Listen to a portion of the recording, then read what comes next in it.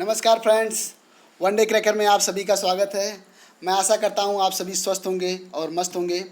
So friends, आज आप लोगों के लिए बहुत ही महत्वपूर्ण टॉपिक लेके आया हूँ, कंकाल तंत्र, जो कि एक दिवसीय परीक्षाओं के लिए बहुत ही महत्वपूर्ण माना जाता है।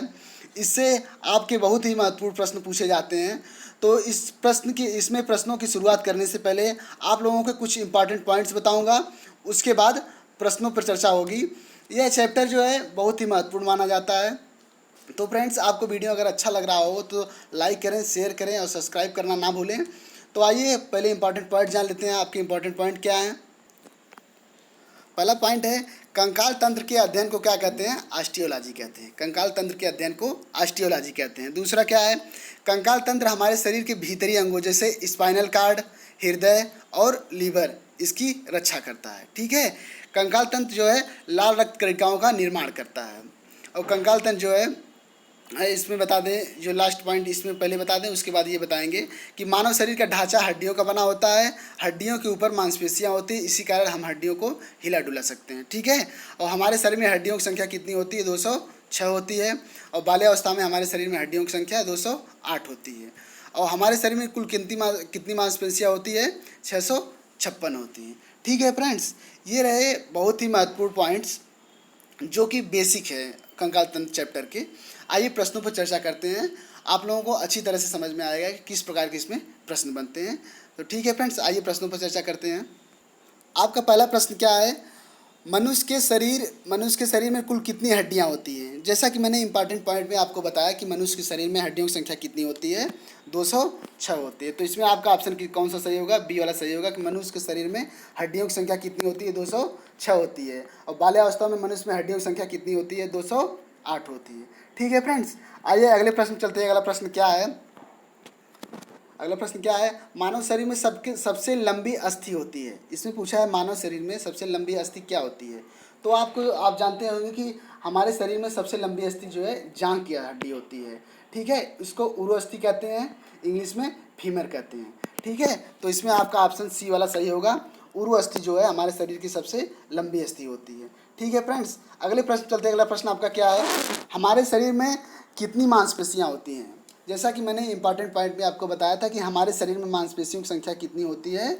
656 होती है। तो इसमें कौन सा ऑप्शन सही होगा? बी वाला ऑप्शन सही होगा कि हमारे शरीर में मांसपेशियों की संख्या 656 होती है।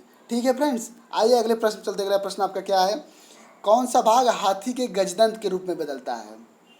सबसे पहले तो आपको बता दें, हाथी के जो ऊपरी जबड़े के 2 कृंतक होते हैं वह पूरे जीवन भर वृद्धि करते रहते हैं। ठीक है। और बड़े एवं लंबे गजदंत के रूप में बदल जाते हैं। तो इसमें आपका ऑप्शन कौन सा सही होगा? दूसरा कृंतक जो है यह हाथी के गजदंत के रूप में बदलता है। ठीक है फ्रेंड्स, आइए अगले प्रश्न चलते हैं। अगला प्रश्न आपका क्या है? हाथी की दांत विशाल रूप में बढ़ा हुआ कौन सा हिस्सा है? इसमें पूछा है कौन सा हिस्सा है। तो आपको पहले बताया था मैंने, ऊपरी हिस्से का जो होता है वह जो है जीवन भर वृद्धि करते रहते हैं। तो इसमें आपका ऑप्शन ए वाला सही होगा, ऊपरी कृंतक मतलब ऊपरी दंत। ठीक है फ्रेंड्स, आइए अगले प्रश्न चलते हैं। अगला प्रश्न आपका क्या है? औसत मानव मस्तिष्क का वजन होता है लगभग। तो आप जानते ही हैं, यह बहुत आसान सा प्रश्न है कि जो है मनुष्य का मस्तिष्क का वजन जो है 1.36 किग्रा होता है। तो इसमें आपका ऑप्शन बी वाला सही होगा। ठीक है फ्रेंड्स, आइए अगले प्रश्न चलते हैं। अगला प्रश्न आपका क्या है? किसी पेशी में संकुचित प्रोटीन होते हैं। किसी पेशी में संकुचित प्रोटीन होते हैं। तो आपको बता दें कि एक्टिन और मायोसिन जो प्रोटीन होता है वह पेशी में जो है संकुचित प्रोटीन होते हैं। ठीक है। इसका कार्य होता है, यह पेशियों को सिकोड़कर शरीर और अंगों को गति प्रदान करता है। ठीक है फ्रेंड्स, आइए अगले प्रश्न चलते हैं। अगला प्रश्न क्या है कि निम्नलिखित में से किस कशेरुकी में बहिकंकाल नहीं होता है? इसमें पूछा है निम्नलिखित में से किस कशेरुकी में बहिकंकाल नहीं होता है। तो आपको पहले बहिकंकाल के विषय में बता दें। बहिकंकाल क्या होता है? वे रचनाएं होती हैं जो त्वचा के बाहरी सतह पर स्थित रहती हैं और इसी को सुदृढ़ मतलब मजबूत बनाने का काम करती हैं। आपको उदाहरण के तौर पर बता दें, मछलियों और सरीसृपों की सेल्कें, पक्षियों स्तनियों के पंजे। तो इसमें जो है पूछा है कशेरुकी में बहिकंकाल नहीं होता है। तो उभयचर में क्या होता है? एम्फीबियन जिसको इंग्लिश में कहते हैं, इसमें बहिकंकाल नहीं होता है। तो इसमें आपका ऑप्शन ये वाला सही होगा। ठीक है फ्रेंड्स, अगले प्रश्न चलते हैं। अगला प्रश्न क्या है? ओडोंटोलॉजी विज्ञान की विज्ञान की एक शाखा है, उसका संबंध किसके अध्ययन से होता है? यह बहुत ही आसान सा प्रश्न है। ओडोंटोलॉजी में जो है दांतों का अध्ययन किया जाता है और उसकी संरचना, दांतों की संरचना, विकास और उसकी बीमारियों से संबंधित इसमें ओडोंटोलॉजी में अध्ययन किया जाता है। तो इसमें आपका ऑप्शन सी वाला सही होगा। दंत जो है ओडोंटोलॉजी विज्ञान की शाखा जो है दंत से संबंधित है। ठीक है, अगले प्रश्न चलते। अगला प्रश्न आपका क्या है? निम्नलिखित में से कौन सा पदार्थ मानव शरीर में सबसे अधिक कठोर होता है? देखिए, आप तो जानते ही हैं कि मानव शरीर का सबसे कठोर भाग जो है दांत में जो है इनेमल जो पाया जाता है वह सबसे कठोर भाग माना जाता है। ठीक है, और इसके विषय में बता दें, यह ऊपरी भाग में, दांत के ऊपरी भाग में अत्यधिक कठोर, सफ़ेद एवं चमकीले जो है इनेमल का आवरण होता है दांत में। ठीक है, और इनेमल किसका बना होता है? यह कैल्शियम फास्फेट तथा कैल्शियम कार्बोनेट का बना होता है। तो इसमें आपका ऑप्शन सी वाला सही होगा, दंतवल्क इनेमल। ठीक है, सबसे हमारे शरीर का सबसे कठोर भाग है। ठीक है, अगले प्रश्न चलते। अगला प्रश्न आपका क्या है? मानव शरीर में निम्नलिखित में से किस अंग में उपास्थि होती है? तो आपको बता दें, नाक में जो है हाइलिन उपास्थि होती है और जो है इससे क्या होता है, गंध का ज्ञान जो है हमारी नाक के द्वारा ही होता है। तो इसमें आपका ऑप्शन बी वाला सही होगा कि जो है मानव शरीर में किस अंग में उपास्थि होती है? तो नाक में जो है उपास्थि होती है। वह उपास्थि के नाम क्या है? हाइलिन उपास्थि होती है। ठीक है, अगले प्रश्न चलते हैं। अगला प्रश्न आपका क्या है? ऑस्टियोसाइड पाए जाते हैं। देखिए, ऑस्टियोसाइड जो है अस्थि में, कॉन्ड्रोसाइड उपास्थि में तथा थ्रोम्बोसाइड रुधिर में पाया जाता है। तो इसमें आपका ऑप्शन ए दिया है कि अस्थि में जो है ऑस्टियोसाइड पाए जाते हैं अस्थि में। ठीक है फ्रेंड्स, आपका ऑप्शन ए वाला सही होगा। अगले प्रश्न चलते हैं। अगला प्रश्न क्या है?